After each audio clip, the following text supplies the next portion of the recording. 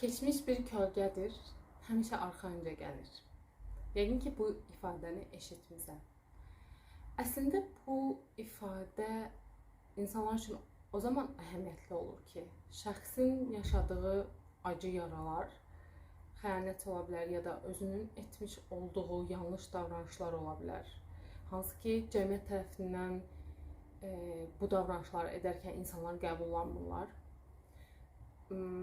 Bu cür, belə deyək, travmalarla yaşayan bir insan üçün, keçmişində bu şeylər baş verdiyi üçün indiki həyatını qurmaqda çətinlik çəkir və keçmiş hər zaman həyatının hal-hazırdakı anına bir şəkildə dolaşır.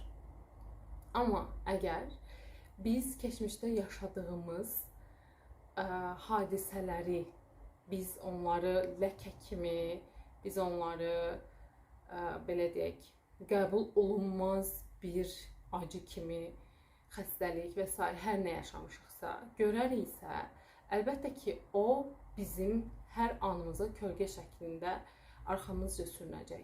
Amma əgər ora bir dönüb baxdığında nələr yaşamış olduğunu sindirə bilirsənsə, həzm edə bilirsənsə, səni sən edən şeylərdən əslində bəziləri keçmişdə yaşadıqlarındır və oradan çıxardığın dərslərdir.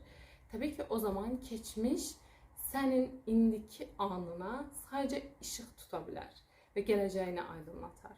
Bu səbəblə də bu cür düşünmə tərzi əsasən keçmişdə yaşadıqları ilə barışmayan insanlar üçündür və keçmişdə yaşadıqlarından hələ də o, belə deyək, ağrılardan, acılardan yaxşı dərslər çıxara bilmədiyi üçün bu şəkildə düşünməsindən irəli gəlir.